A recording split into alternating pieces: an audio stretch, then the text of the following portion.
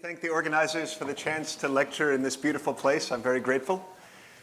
I have some mix of slides and board work to do, mostly because there are some pictures I'm not capable of drawing very well on the board, so those will be on the slides. And also, the theme of these lectures is really how do you connect things like the topology of a band structure to something that you can measure, like electromagnetic response, so it may be a good bridge between the theory talks and the experimental talks.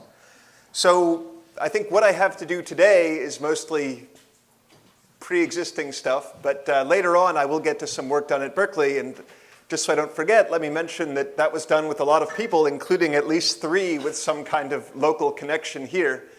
Fernando de Juan, Adolfo Gruchin is one of the organizers, and Ivo Souza. So let's begin. And a way to understand what I want to talk about, I want to say more about topological phases than what you just heard, focusing on 2 dimensions for sort of historical reasons, and to introduce the concept of Chern number, and say a little bit about what do we mean when we say topology, and what do we mean when we talk about robustness to interactions and disorder. There are at least some topological phases where we understand that very well. And then lectures 2 and 3 are maybe more different from what you've heard about so far. Electromagnetic response of insulators, just meaning if I do a transport experiment or an optical experiment or something like that, what's really special about topological phases? And note, I didn't put topological insulators because I'm going to be focused on cases where something about the geometry of the wave functions gives you a response, whether or not it's quantized. And it turns out that learning about the topological cases has sort of helped us go back and realize things that we didn't understand even about non-topological materials when it comes to things like magnetoelectric effect or even polarization early on. And then the last lecture is maybe the main new topic, which is metals, and in particular topological semimetals, and when can you get quantized effects out of those. And for lecture notes, my group website is actually migrating this weekend. As of today, it's still at cmt.berkeley.edu/p250, and those are some notes for a longer course than this one. And then probably as of tomorrow, it will be at this other location. But Google will probably help you find wherever they currently are. Okay, so to say a bit more technically about how this will be a bit different, or maybe from other approaches to topology. So at this point, there are many different flavors of topology, and there are many different ways to approach topological phases of matter. I want to use the Berry gauge fields that appeared toward the end of the last lecture. Those are going to be sort of the heroes of my talk, because with these Berry phases, you can write expressions that will give you the response for any material, in principle. And then when you go to a material with special symmetries, you'll find that they're quantized or some terms drop out. But it lets you develop one formalism that gives you answers for both topological phases and more general materials. So to do that, today will be mostly about Berry phase, some basic notions of topology, integer Hall effect, and so on. And one thing that I would like to build up to is we think that for a lot of these recent materials, optical responses are going to be especially important, which haven't been thought about so much by the topological community. So I think lectures 1 and 2 are probably similar to what other people would say, and lecture 3 is more, I guess, my own personal thoughts on things for which my collaborators are not responsible. So to kind of set the background, I have a couple of very introductory slides because I don't know, so I guess the other 2 lecturers are both veterans of this school. This is their 3rd time.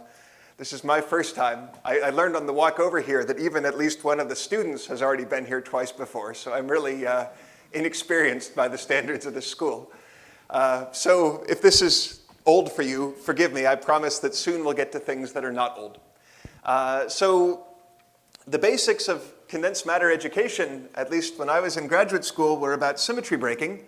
And that actually turns out to be very important even for this topological field. But basically, until about 1980, all the ordered phases of matter, I think, could be understood in terms of some form of symmetry breaking.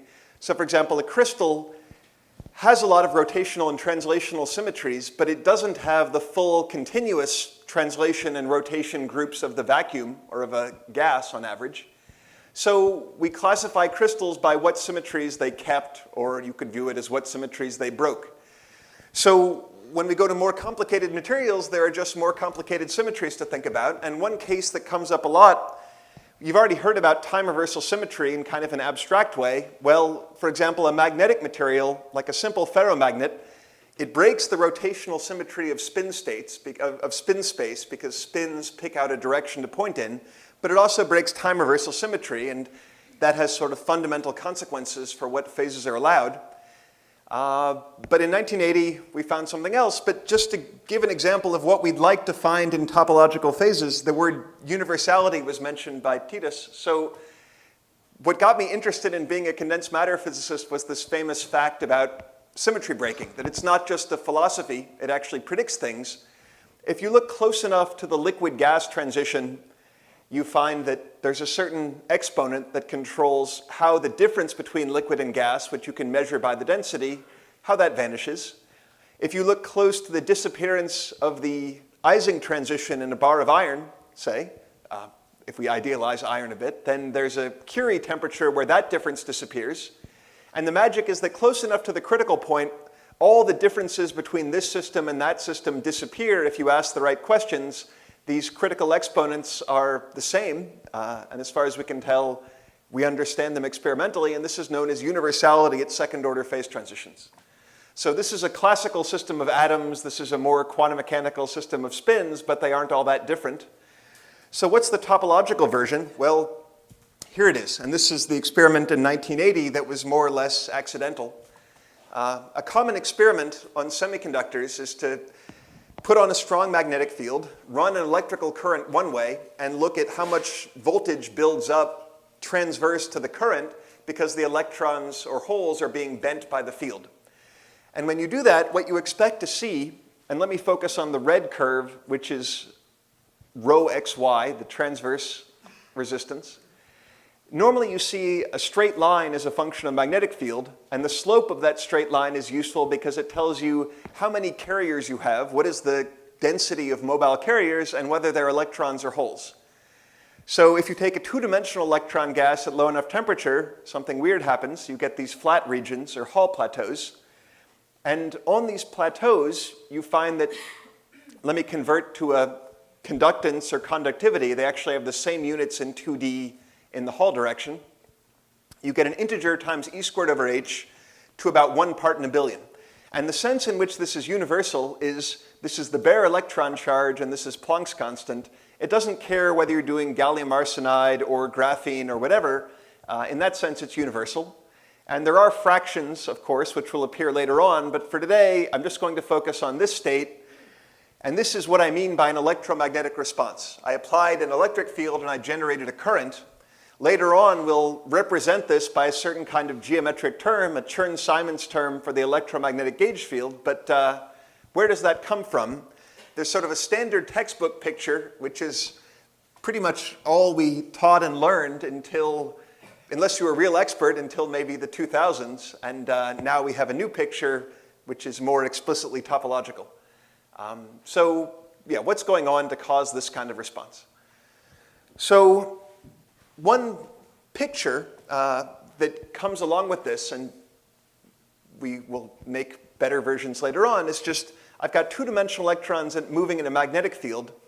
You might expect that at the boundary of a sample, if there's a region where the electrons can't go any farther, you'd get some kind of one-dimensional motion of the electrons, a so-called skipping orbit, where the classical motion of an electron would be a circle. Instead, it bounces off the boundary. So that's maybe a preview of the famous quantum Hall edge state. So the old-fashioned picture, I have just one slide on Landau levels and all that, but this was a very good picture. This was by far the widely used picture of quantum Hall physics for 20 years. And we ought to be able to take our new picture and recover this in some limit, which is one thing I would like to do if there's time. But the normal way of understanding what goes on in the Hall effect, a way to view it is the way experimentalists extract the carrier density is to take this ratio of current in one direction divided by voltage in the other direction times field. That gives you the inverse of carrier density times the charge of the carriers, normally either plus e or minus e, and the speed of light. And that converts to a sigma xy that's just proportional to the density. And then if you ask what does this value of sigma xy correspond to, it's like saying that density is quantized. And it's quantized in a certain unit that we already knew was special. So people thought that maybe there would be bumps in sigma xy, but before the experiment, no one predicted a plateau. What this sigma xy corresponds to is an areal density that we could say is filling up an integer number of Landau levels, or in other words, an integer number of electrons per flux quantum of the applied magnetic field. So the big surprise was how precise the quantization is, and that's kind of the topological piece. So that's the old picture in one slide. What I want to talk about is what's now also an old picture, but I want to say a bit more about what topology is to me than what appeared maybe so far this morning. So let me first give an analogy, and then we'll do some real, more relevant topology in a second. But basically, one common way that topology appears all over physics is that you've got lots of geometry in physics, and maybe you have some quantity that locally has a geometric meaning, and then when you integrate it, say to make a global quantity, that's when the magic happens and you get something topological. And there's a famous old example of that, the Gauss-Bonnet theorem, which is the following. If I just, and this is the kind of picture that if I drew it on the board, you would be very disappointed. Adolfo, incidentally, could draw it well, but I could not. So that's why we have this. If I take two-dimensional surfaces in three-dimensional space, then at every point on such a surface, there are two radii of curvature. And I want to define the Gaussian curvature as 1 over their product with a plus or minus sign, and I define the sign the following way. On the sphere, both curvatures are away from me, or if I'm inside, both are toward me. That I call positive curvature, while on this hyperboloid, one curvature is toward me and one is away, and that's negative curvature. And the cylinder has 0 Gaussian curvature by this definition. So let's take the curvature and integrate it over an entire closed surface. And that's when something interesting happens. So if I take the sphere, this has surface area 4 pi r squared, and the Gaussian curvature is 1 over r squared. So the integral of the curvature over the surface is 4 pi. And the magic is that not only is that independent of radius, but it's independent of how you distort the surface. You could make it an egg or something like that. As long as you don't cut it, you'll still get 4 pi. But if you took the torus, this has negative curvature on the inside and positive curvature on the outside, and it turns out that those average to 0. The total curvature of the torus is 0. So in physics language, this is an example of a topological invariant that you can sort of picture, and maybe because it's more two-dimensional, it's more relevant to Chern number than, say, the one-dimensional winding numbers that appeared in the previous lecture. So we'd say the total curvature of a surface is quantized, and we can actually relate it to the number of holes in the surface, the genus. Okay, so that's just an analogy for the kind of topology we're going to do. But we are going to take something like a surface and something like a curvature. And the surface is just the first Brillouin zone. So since this is a condensed matter audience, I'm going to assume for now a perfectly periodic crystal and come back later on to what if it's not a periodic crystal, what if I have interactions and so on, hopefully by the end of this lecture. But for now, let's assume my states are given by Bloch's theorem. And then something we should always remember, of course, is that this momentum is not true momentum. It's so-called crystal momentum, which means it only needs to run over the first Brillouin zone. And topologically speaking, the first Brillouin zone is a d-dimensional torus. Whatever complicated crystal you have, it's still a torus. So we normally focus on energy as a function of k, but there are all kinds of interesting things buried in this periodic part of the Bloch state. And that's where we're going to get the curvature from, through this Berry phase connection. And basically, Berry phase is a way to define a gauge field in a crystal. And the mathematical structure of those gauge fields, in the simple case, is just like the gauge field in electromagnetism. And everything you know about electromagnetism is useful. In more complicated cases, it's like QCD, or the weak interaction. It's a non-abelian gauge field. But a fun thing about this field is that all of the gauge invariant objects that physicists have figured out how to make from gauge fields turn out to have a meaning in solids, as far as I can tell, as long as they're low enough dimension. So Berry phase, and again, sorry if this is old, but we will get to more modern stuff in just a few minutes. So a way to think about what Berry did, who kind of unified some ideas that had been floating around in various examples, think about the adiabatic theorem in quantum mechanics. That tells you if you've got a Hamiltonian with an energy gap, so if you've got one non-degenerate state, say, and if you change the Hamiltonian slowly, then you remain in that state. And note slowly, that's kind of an adiabatic assumption. And that's where lecture 3 is going to be trying to get away from notions of adiabatic and talk about metals. Anyway, if you've got a non-degenerate state, then you stay in that state to good accuracy. But that's only part of the story. Often our Hamiltonian in a material or in a lab, say, is a function of some parameters. For us, those parameters are going to be momentum in the Brillouin zone. So if I take the Hamiltonian around a closed path in time, that was Berry's main example. For us, we're not going to be talking really about time dependence, but it's the same mathematical object. In our case, we just think about this phase as coming from integrals over parameter space, which for us is just crystal momentum, of something like a gauge field. And that gauge field is defined in the following way. If I've got a non-degenerate eigenstate, I take the eigenstate and I take its derivative with respect to momentum, and that's how I form this gauge field. So why did I write it this way, and does this make any physical sense, are maybe the first two questions you might ask. So before you ask them, let me try to answer them. But as Dario said at the very beginning, I would love to have questions. I will use this board later on, but if you ask me questions now, I get to use it sooner. So please fire away if something is not clear. Okay, so the answer to these two questions is related. So if I say I've got a non-degenerate state, then how much can you and I disagree on the state? Well, if there's no degeneracy, then the state is uniquely determined except for a phase. So maybe I choose psi k and you choose something else, but the difference is a phase. And let's assume, although there's a little bit hidden in this assumption that we'll come back to, let's assume that we only differ by a smooth choice of phase. So chi is some smooth function that measures how different is your choice from mine. So if we make that change, which is the crystal structure version of a gauge transformation, then A changes by a gradient. Just plug that into here, and I'll take derivatives. This derivative acts either on psi or on the phase part. The derivative acting on the psi part just gives me A, and the derivative acting on the phase part gives me that gradient. And that's just like the vector potential in E and M. And now if you remember your E and M, you know, well, that means that A itself at one point in space, or here in momentum space, A is not physical at a point.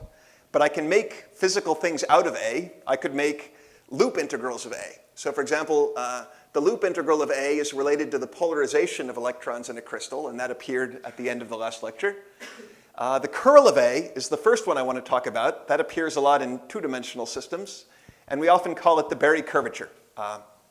A mathematician would call it the first Chern form.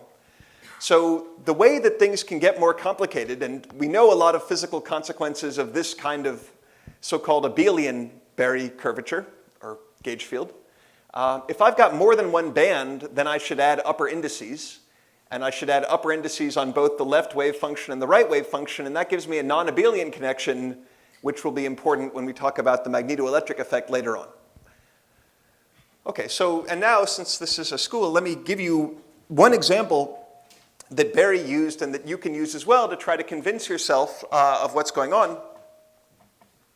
Just think about a two-level system or a spin-half particle, and think about this Hamiltonian, which is some constant, you don't really care much about the prefactor, times a time-varying vector dotted into S. So in that case, you could ask, what is the Berry phase? Well, the Berry phase I generate for this particular Hamiltonian is proportional to, as n was a function of time, it traced out, let's say, some closed path on the surface of the sphere. So this is the sphere where n lives because it's a unit vector. And as a result, you generate this phase, and the cases we're going to talk about, we can also understand in terms of this Hamiltonian, but now instead of time as a function of two variables. So keep this in your mind, but if you want an example where you can sort of picture what exactly the Berry phase is, this is a useful example. Okay, so now, around the same time that Berry was writing his famous paper on the Berry phase, independently, Thallus and collaborators realized a particular use of it, that is really the beginning of about a 30-plus year program of understanding how the geometry of wave functions affects solids. So what Thallus et al. Pointed out, and I'm going to come to the more topological meaning of this in a second, but they effectively wanted to understand the quantum Hall effect without being as uniquely clever as Laughlin, is a way to put it. So Laughlin came up with a new way of thinking about conductance, which is very beautiful, this pumping under adiabatic flux insertion. But that's not the way we normally compute conductances. So the point of Thallus et al., I think their motivation was, suppose we just know how to compute conductance in the old-fashioned way with the Kubo formula, and I take a system that I think, according to Laughlin, should have an integer Hall effect. What do I get? So the system they're thinking about is a two-dimensional electrons in a crystal in a magnetic field, and they just computed sigma xy by starting with the Kubo formula, the way we normally compute conductances, and doing a bit of mathematical massaging.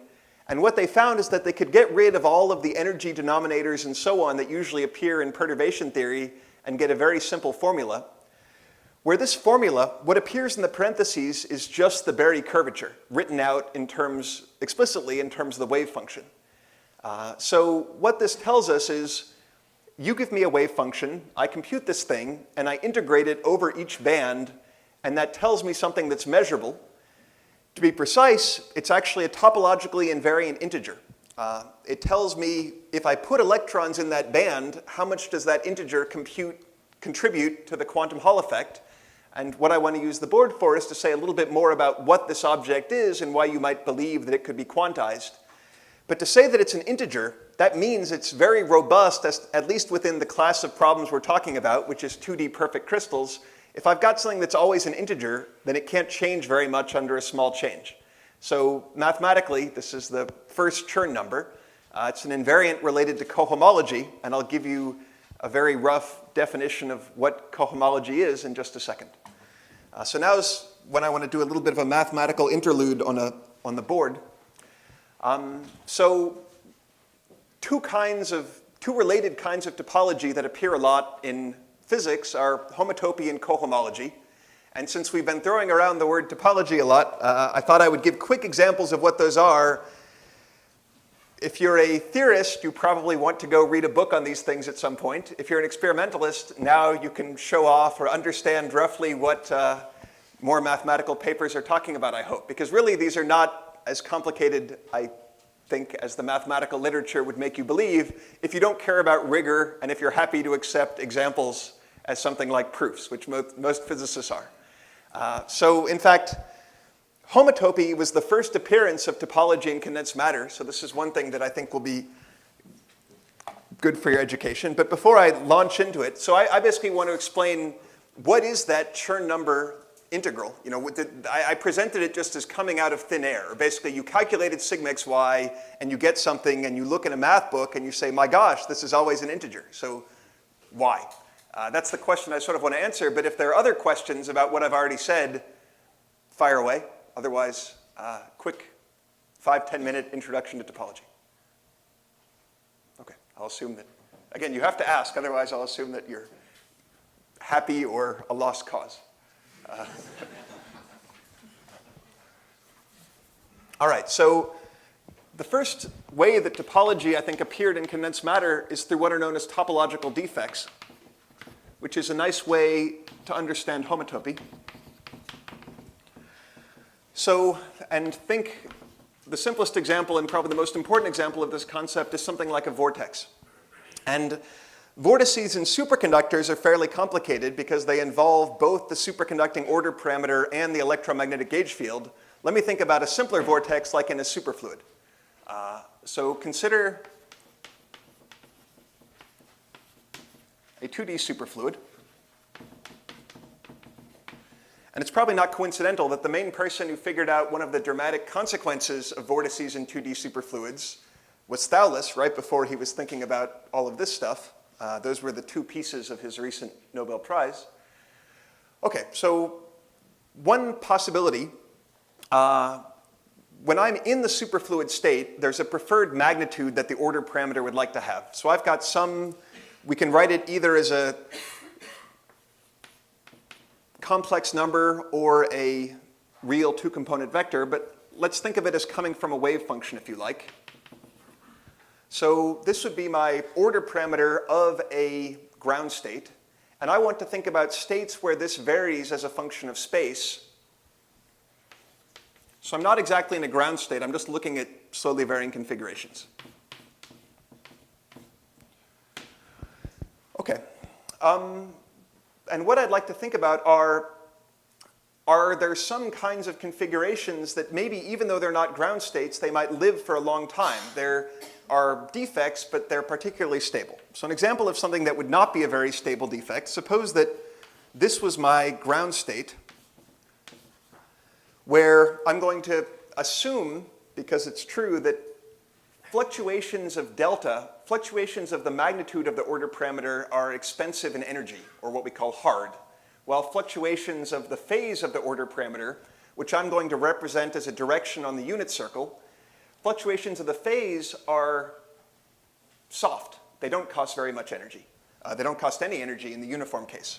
So if I had a uniform ground state, it would look something like that, where I'm assuming that the magnitude is fixed, except maybe at some special points in a second. But if I wanted to make a little bit of excitation energy, I could bend one of these or bend some small region by a tiny bit. So that's a defect, but it's not a topological defect. To define a topological defect, I want to think about configurations where even very far from the center of the defect, I can tell that something has changed. So the picture I want to draw, let's say a simple example of a vortex, would be something where the phase is winding. Far enough away, I can draw a big circle. So circle in real space.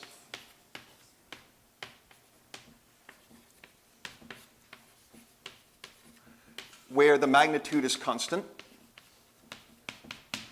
Now, there has to be some vortex core, because I can't keep delta constant while the phase is changing arbitrarily rapidly as I get close, so there's some kind of core there. But everything about the topological classification is far away from the core.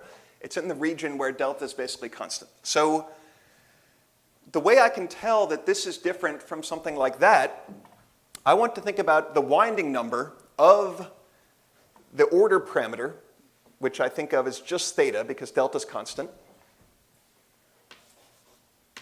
So I'll give a more precise definition of winding number.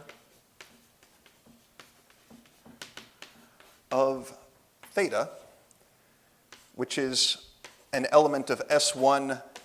So theta also lives on a circle, but it lives on a circle in order parameter space, or on the order parameter manifold, if you want to be fancy, as we go along, as we circle the core far away. So this is where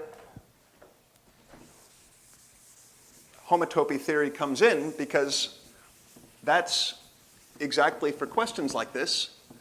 So basically, we're trying to look at maps from, or functions of the real space circle, where the value of the function tells me what direction the superfluid is pointing in, what its phase is at that point in real space. So we have maps from S1,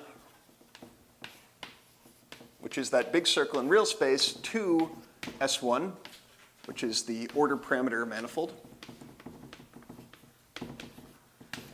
And we'd like to know how many different equivalence classes are there of such maps, where equivalence class means I can go from one to the other by a smooth change, but there's no smooth way to go from winding around this circle to not winding around this circle. So what do I mean by winding? What I mean is, if I took this map, let me draw it a different way that might be helpful. If I look at the order parameter S1, then as I go around this circle, so let's take this circle and go around that way, then okay, the order parameter started up here, and as I go around, I've circled. And then I've come back to where I started, but in a non-trivial way.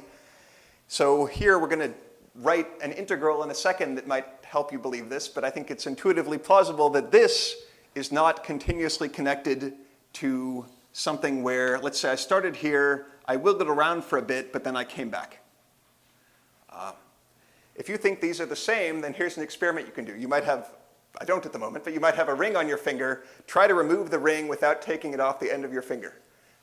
If you can do that, then these are the same, or you're very strong. But don't try too hard. So let's accept that intuitively, these are topologically different. Okay.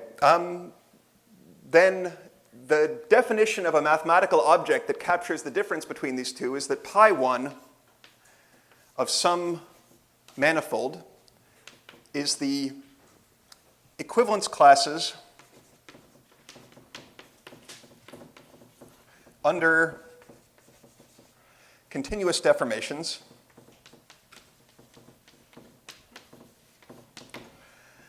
of maps from S1 to M.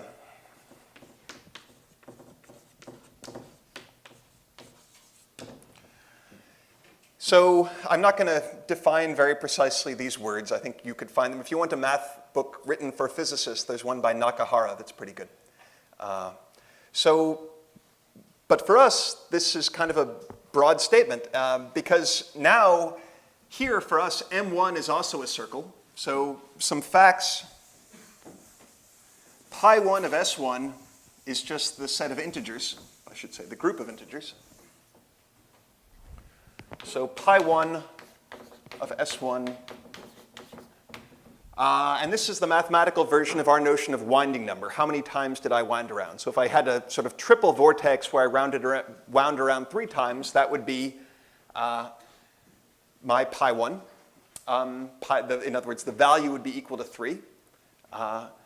So in general, 2-dimensional vortices, or vortices that I can circle of any ordered phase, are given by pi1 of M. So we could say pi1 classifies point vortices in 2D.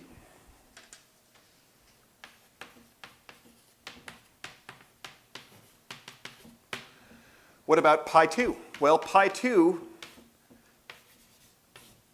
that should be maps from S2 to M. And a point defect in 3D is enclosed by a sphere at infinity. So pi2 classifies point defects in d equal to 3.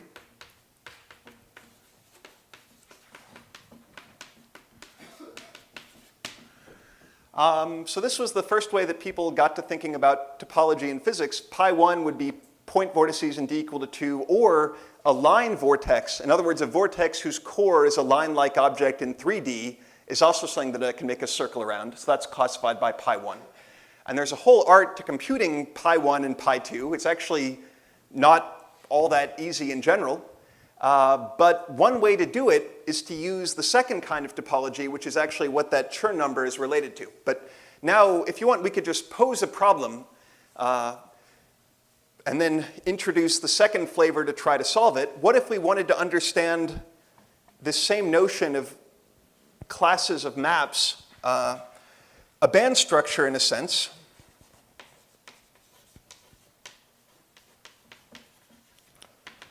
well, that's a map from the n-dimensional torus, all right, let me call it d-dimensional torus for consistency, to some kind of set of Hamiltonians, whatever Hamiltonians I allow. And as you heard from Alex, that depends a lot on what symmetries you want on the problem. So I won't pick a set, but let's say, in a sense, topological classification of band structures would be going from the d-dimensional torus to Hamiltonians. And this is surprisingly hard in general if you really want to get all the details right. So reasons why it's hard.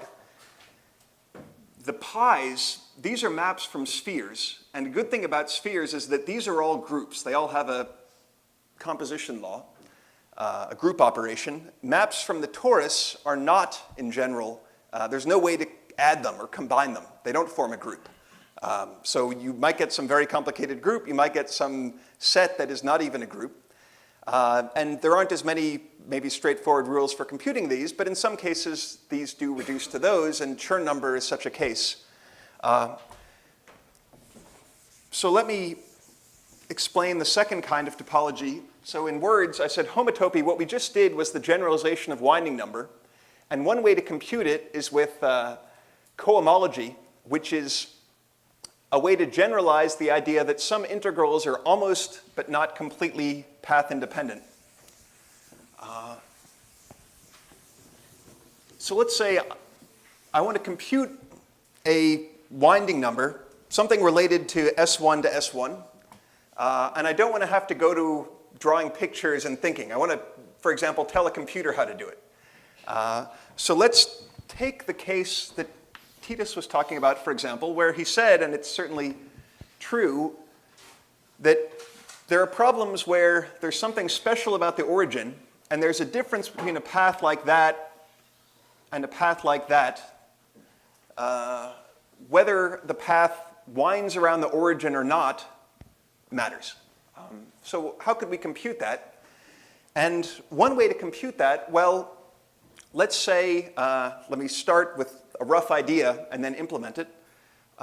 We could define for any point other than the origin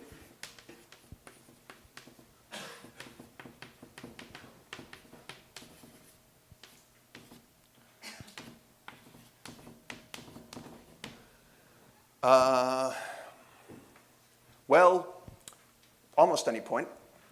And this is where the almost invariant is going to come on.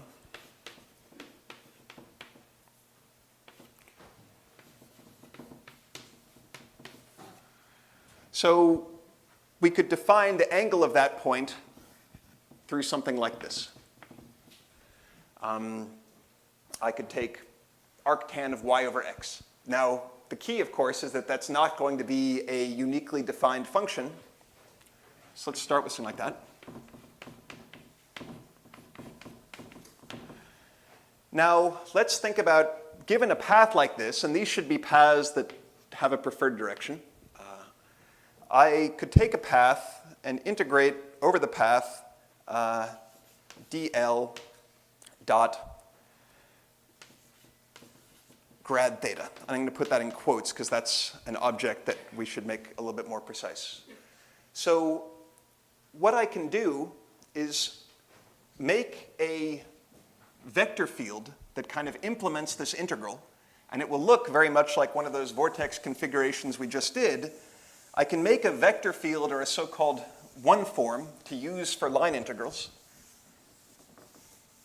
So basically, the role of the gradient here is something that I integrate with paths to get a number. And the idea eventually is going to be that here, theta comes back to where it started. Here, you might think that theta comes back to where it started, but if we define it carefully, we should find that it's wound by 2 pi n. So we could take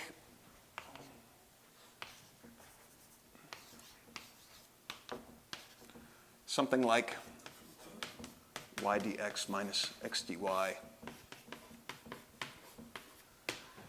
That would come from that arctan. And then the idea of this integral is if you gave me, and this really lives on the punctured plane, it ceases to be defined at 0. But if you give me 2 paths, so now let's not even just think about closed paths. If you give me 2 paths from A to B, then this is a nice integral. It's almost a gradient. It is path invariant going from here to there. So a way to look at that is if I looked at the total path going around, I could relate that to the curl of this vector field inside there, and the curl of this vector field is 0. So this is a field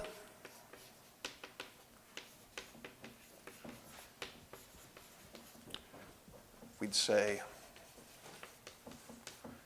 or in other words, its exterior derivative is 0.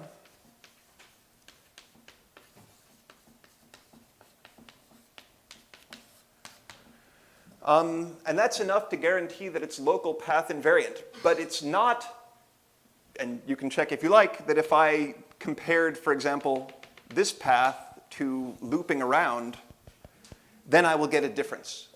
So there is something special about the origin, and it's properly computed about this integral, by this integral. So what is special about this object that makes it different from a gradient? So the idea of cohomology in one sentence, and this is where the Chern number came from, is that there are two things that are the same on the unpunctured disk, but in general are different. There's a difference between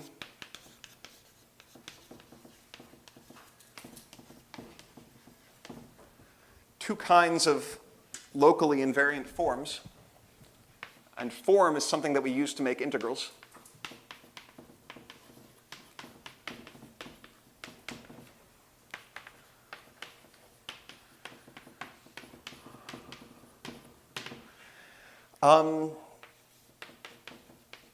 Exact form.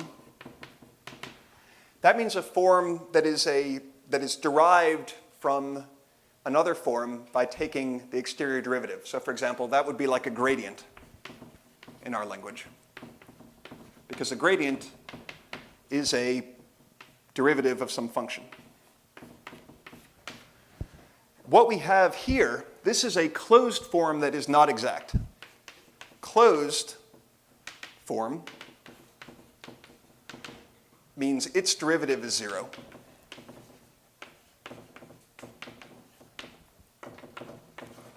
So for example, and here, derivative, the notion of exterior derivative depends on dimension and things like that. For here, in the plane, it's just the curl. So you know that the curl of a gradient is 0. But when I'm on the punctured plane, there are other things whose curl is 0 that are not gradients. And that's the statement that the punctured plane has non-zero cohomology. And this is an example of a form that is closed but not exact. So the Chern number and things like that are related to this difference. And in particular, the Chern number, just like this thing, is going to be related to when can I globally define a function and when can't I. Basically, a non-zero value of Chern number is connected to not being able to define that Berry gauge field globally, which is why it's a little bit subtle to assume, as I did, that you can relate any two choices by a local phase difference. So that was about the end of the mathematical interlude. But now let's use it, because I want to go back to this Hamiltonian, but now think about it as a two-band band structure, which means don't think about functions of time, think about functions of kx and ky, and try to convince you that Chern number is computing something topological. And you could think of it, you can think of that topological problem as two different things. So if you want, we'd like to analyze, we might start off, for example, with the problem of maps from T2 to non-degenerate two-band Hamiltonians.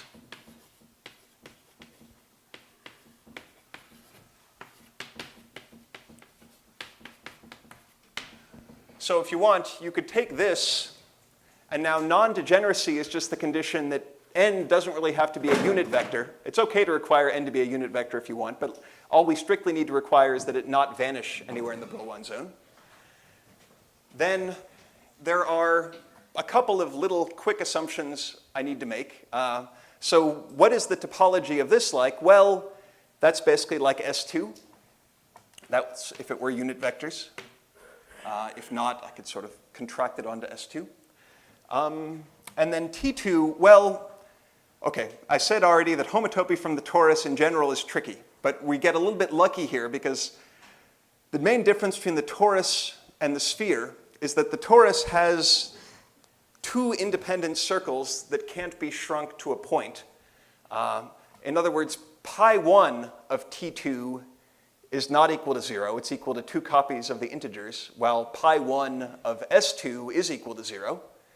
But that doesn't really matter because pi1 of this target space is 0. So effectively, for the purposes of this particular calculation, but not always, T2 is also like S2. So one approach would be, if we were going to think about Hamiltonians, then I've got now maps from the two-sphere to the two-sphere, and this is also classified by an integer. In general, pi n of Sn is z, is a useful fact. So this would be the sort of winding number. If you want an example, think about putting a balloon around a basketball and try to take the balloon off without cutting it. It's not easy. That's an example of how pi 2 of S2 is not trivial. While you can't really lasso a basketball, if you tied a rubber band or something, a loop around the basketball, you could pull it off without much trouble. Yes? Can you repeat the assumption, the fact that you can say the torus is almost like a sphere? Because that's... So I want to stress that that's not true in general. I mean, an example, if I'm looking at T3 to S2, T3 to S2 is very complicated and not even a group. It was worked out by Pontryagin. But for this particular case, yeah, I rather than make some, I think any simple statement I can make about it is not strictly true. So, but in this particular example, it is true that the torus is close enough to the sphere. So the full statement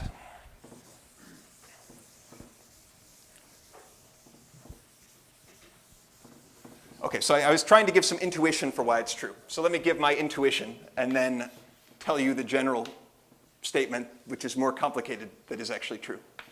Okay, so this is a representation of the torus. So the torus has this property. I can make a circle like that, and that circle is not contractible to 0, and neither is this circle. So in other words, pi 1 of T2 is not equal to 0. So you should definitely worry that there would be differences between the torus and the sphere if I were mapping this onto something with non-trivial pi 1. So for example, let me give a case where T2 and S2 would be different as sources. If I were mapping from this to S1, well, I could wind as I went around there. I could wind as I went around there. Those would be non-trivial. And there's nothing really like that on the sphere. So that's my argument why this would be a problem. But we're going now to a target which is S2. So it's at least not obvious that there has to be a difference. So if you want, I'll prove the result for the torus by giving you an explicit calculation that you can do. But this is some intuition for why it might be okay, is that if I'm looking at T2 to S2, then the most obvious thing that could go wrong, which is these circles, well, those circles can't give me anything non-trivial because the image of one of these circles on the torus can be shrunk to a point because pi 1 of S2 is 0.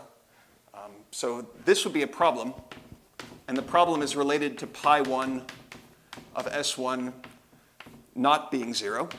But here we get a bit lucky because pi 1 of S2 is 0. That's not being able to lasso a basketball, say. But this doesn't prove that T2 to S2 is the same as S2 to S2. This just shows that one thing that could go wrong doesn't go wrong.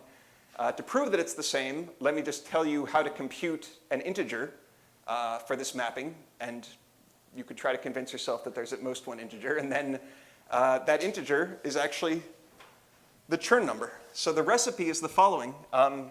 If you gave me a map of this form, then here, so that means I've got like an n hat of kx, ky.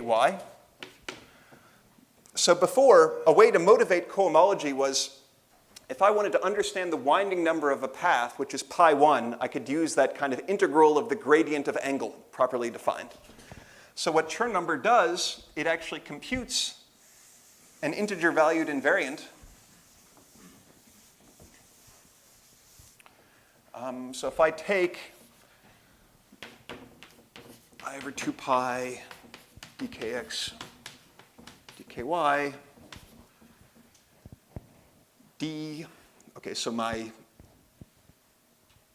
u's are, I'm going to write it in the form I did before, but these should come just from the two-component eigenstate coming from n. So u is basically, say, spin down from n. I'll get the opposite Chern number if I take the plus one. Anyway, du dky minus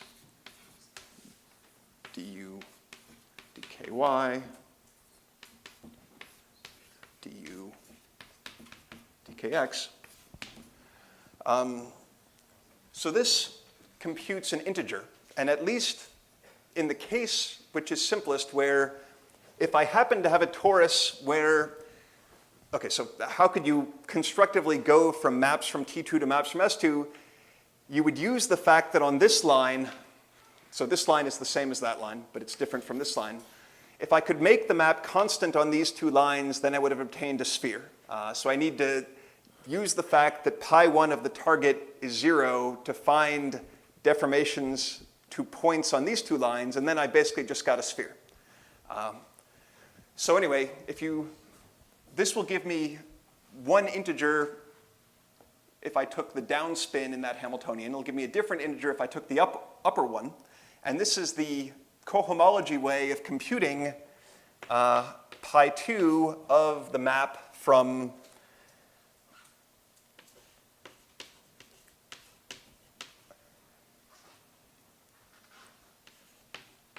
S2 to n hat given by n hat of kx, ky. So that's explicitly the case if these two are constant. And I think you'd have to do the computation if it's not constant on the boundaries to see that you get the same answer. But this is my connection. Just again, cohomology is a useful way to compute homotopy in cases like this. And in general, there is a relation between the fundamental group, which is this thing, to be precise, the abelianization of the fundamental group is related to cohomology. So I think that's the long answer. Okay, so I think that's the end of the mathematical interlude, and now I want to get how does time reversal change everything? But if there are questions about this, fire away. I don't think we'll use it too much, but this is what the word topology means to me, I suppose. So, okay.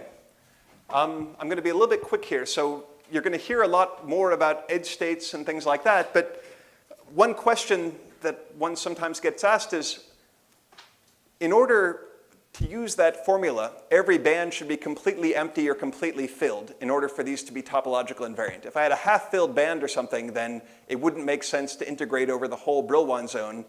And if I only integrate over the filled part, I don't get an integer. We'll come back to what you get later on in lecture 3. So these are band insulators from our normal point of view, but they're special band insulators. Part of the Laughlin argument, one thing it gives you is that there have to be some kind of gapless states at the edge of an integer quantum Hall state. And in fact, they're sort of chiral one-way conductors. So I won't be able to prove this at the moment. You'll have to take it for granted, but that's kind of what the topological invariant means in terms of something you can measure. So what I want to get to now that we have some notion of the Berry phase and at least one example of a useful integral over it, where we're going is now the second blue line, but basically my claim is that everything simple you can make out of A and F, and remember A and F, even if they have some derivatives in them, they're just combinations of the wave functions, and every simple object we can make out of them seems to have a physical meaning. So the first ones to be figured out were the two-dimensional quantum Hall effect, and there's kind of a straightforward generalization to 4D, basically that Chern form that we introduced makes sense in all even dimensions. What I want to talk about now is sort of an intuitive picture of why time reversal should give you something new in both 2D and 3D. And yeah, I think that'll probably be it for today, and these will be things we come to later. So the Thallus way of looking at the quantum Hall effect wasn't really appreciated because the Landau level picture was fine. If you have time, you might think about why is that true? Why is the Landau level picture good enough? It's basically because the flux per unit cell that you can apply with an external magnetic field to a typical crystal is small. So you're effectively in the Landau flat band limit. But when you think about spin-orbit coupling, it's a very different sort of situation. So spin-orbit coupling naturally has the, yeah. Can you say again why did the edge states emerge from our previous reasoning of the, how do we see the edge states? Oh, well, I said I wasn't going to explain it, but I'll, okay, let me give the simplest, okay, so let me give a bad argument, and then let me give Laughlin's argument, which is actually correct. So the bad argument that you'll sometimes hear is this. this only works for a very smooth edge. So, okay, suppose that I'd proven that if I've got an insulator, then these objects are topologically invariant. Okay, so then if I have always a well-defined notion of what's the local band structure, so for example, if I went kind of adiabatically from ordinary insulator to topological phase, then the only way to change the topological invariance would be to violate the assumption that the system was always insulating, and the only way to violate those assumptions would be to close the gap, which would be a metal. So if you have a smooth enough transition between phases, which is not the way real edges often work, often real edges are atomic scale, then you could argue that there has to be a metal in between, sort of a proof by contradiction. So I don't like that argument too much. Let me give you a better one, which is a so-called anomaly argument. And that I will just sketch, but it's all there in Laughlin's early paper, Laughlin's integer quantum Hall paper, not his famous fractional quantum Hall paper. So Laughlin's way of understanding sigma xy was bizarre because the way transport normally works in a metal, say, like when you write a Boltzmann equation or something, you've got fixed states. And what's happening is that electrons are hopping in and out of states. Laughlin's point was that that isn't the only way transport can work. Instead, maybe the occupancies remain the same, but the states move. So the particular idea, let's think about a ring of sample. So this is my two-dimensional sample, and maybe I've put on a strong magnetic field. So this is in the quantum Hall case. And I add another magnetic field, which is like a solenoid. So I'm going to put a flux through there.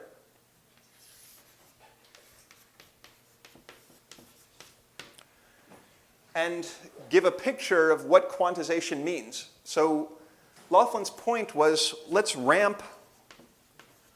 Why am I putting a flux through the center? Well, a time-varying flux is an EMF that runs around that way. So I ramp from 0 to phi naught, the single electron flux quantum, h over e. So in doing that, I apply an electric field. And the assumption is going to be that when I do that, if I can keep this field from penetrating into the sample, so the sample only sees, if you want the Aronoff-Bohm flux, it doesn't see an actual field from this, then the spectrum of the system, and this is true whether it's interacting or non-interacting, the spectrum is the same at flux equal to 0 and flux equal to flux quantum. You can gauge away a flux quantum, we say. But something still might have happened. So in an insulator, ordinary insulator, nothing would happen as I did this. So ramp, I mean adiabatically increase. So what can happen is that charges move across. And if n charges move under a flux h over e, that exactly corresponds to a conductivity, which is ne over h over e, which is n e squared over h. There are some factors of c that will cancel out.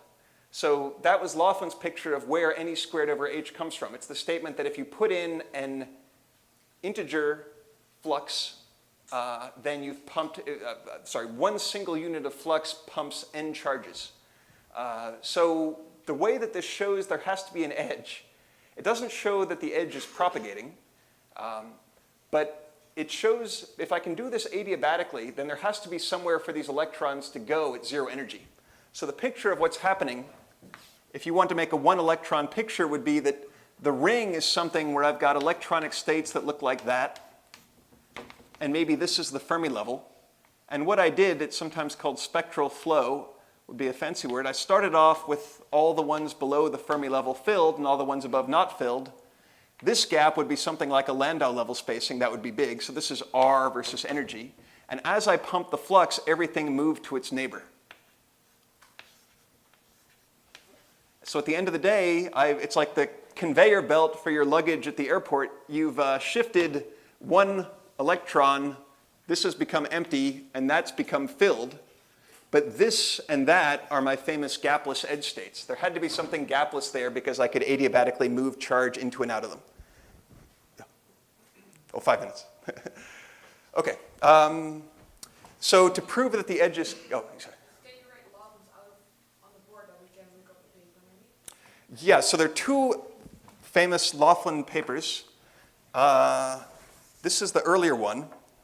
This is the one that did not win a Nobel Prize, I guess. It's from around 1980, and it's on the integer Hall effect. And if you want, people took this as saying, now we understand the integer Hall effect. So if the first initials are RB, single author around 1980, maybe 81.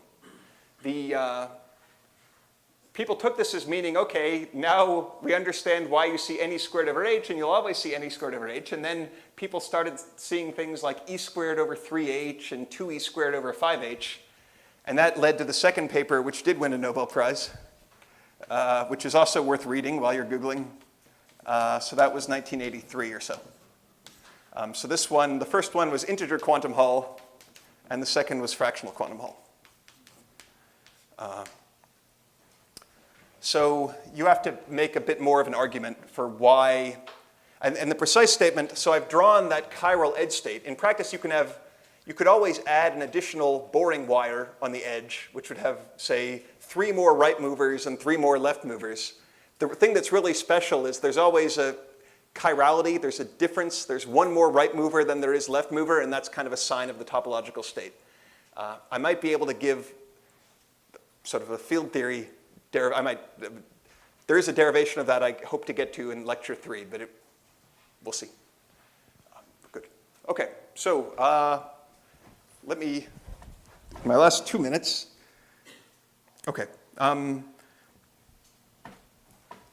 can at least leave you with the puzzle. So spin-orbit coupling turns out to lead to topological phases, and the way to think about that intuitively is that spin-orbit coupling is like L dot S, roughly. So let's think about LZ, SZ.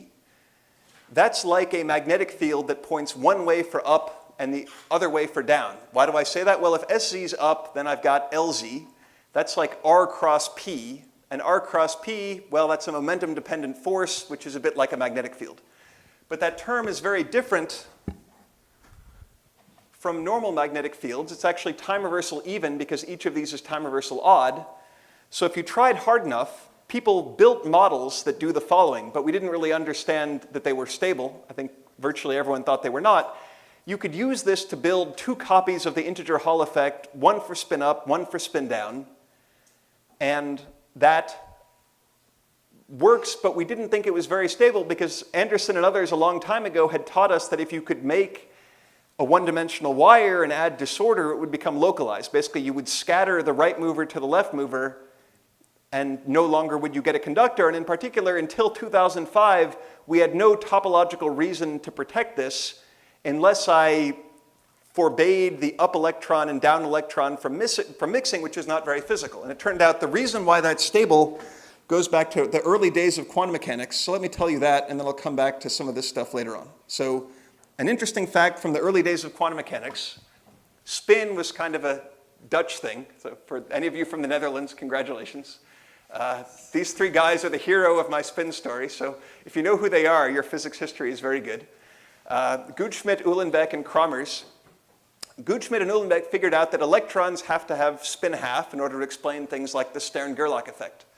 And their pal Kramers realized something interesting that is really the whole foundation of the time reversal invariant topological insulators that all the fuss was about, which is in quantum mechanics, one way that spin half is very counterintuitive is that when you rotate a spin half by 2 pi, by 360 degrees, you don't come back where you started. You pick up a -1. So time reversal, what Kramers pointed out is you would think that if you reverse time and you reverse time again, you should be back where you started, you should get a +1. But as you already heard from Alex, you don't. You get a -1, and I'll tell you one consequence of that, and then let you have your lunch. So the consequence is what are known as Kramers pairs, which is just the following simple statement. If you've got electrons in a system with time reversal invariance, every electron is degenerate with and different from its time reversal conjugate. While with bosons, you can be the same state as your time reversal conjugate. It's not a problem. You can have a non-degenerate boson state. But for example, when you're doing quantum mechanics of electrons in an atom, they're always twofold degenerate unless you apply a magnetic field or something like that. So that need to have Kramers pairs and twofold degeneracies is the simplest way. That's what Kane and Mealy were thinking about when they defined the Z2 invariant and so on. So anyway, I'd better stop. I think I didn't get through it quite as much as I hoped, but I do appreciate the questions. And now we can eat.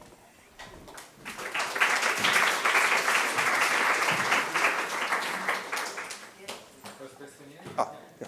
So you discussed simple schema happening with there's just a single degeneracy with zero. But how do you know, for example, for more general homology, and it's 4x4 matrix and you have more parameters, which homology group would you pick if you don't know the degeneracy manifold? Yeah, so there's a nice way to look at that. So let me give you a reference rather than try to answer it in detail. Suppose you're thinking about n by n Hamiltonian non-degenerate matrices. So what Avron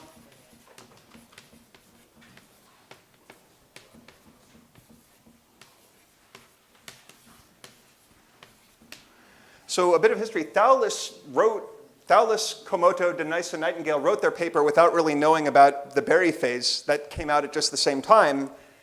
Avron, Seiler, and Simon basically said, okay, what Thallus et al. Are doing is computing maps from Tn to n by n Hamiltonian matrices. And there's an argument, the main argument that they give is based on something called the exact sequence of a fibration. But what you find is that, and here, the one thing I don't like about this paper is that for all the mathematical details, it says see forthcoming paper. And that forthcoming paper has not appeared yet. So it's not very satisfying to a mathematician. But for physicists like me, it's fine, I guess. The answer is that these are classified by n minus 1 Chern numbers. So these are H n by n non-degenerate. That's basically one Chern number per band, but there's kind of a sum rule that all the Chern numbers for a finite band structure like a tight binding model, they all have to add up to 0.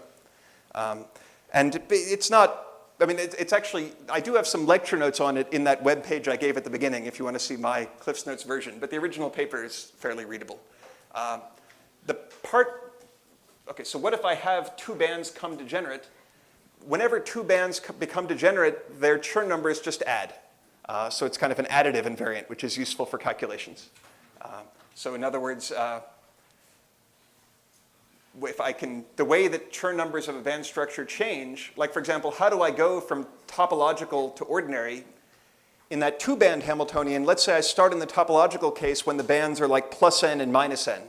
So if I have a degeneracy, they can become degenerate and then split again, and when they split, they're now 0, 0, which has the same sum. So basically, Chern number, overall Chern number is conserved, but it can be exchanged between bands when they touch. I think that's the main other result of that paper.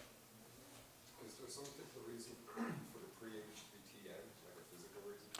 Yeah, well, if it's the first Brillouin zone, that always has the torus topology because it's, so I guess why is that? I think if I look at Bloch's theorem and think about, the first Brillouin zone is some reduction by reciprocal lattice vectors. I think, so there are other physical contexts where it doesn't have to be Tn, but if we're thinking about band structures, it's Tn. I guess that's what I'm saying.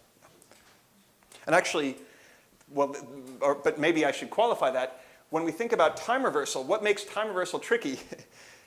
These are very smart people. They wrote a paper a couple of years later saying, well, we've done the time reversal case, because they basically said, okay, let's look at maps like this and let's impose time reversal on the final Hamiltonian.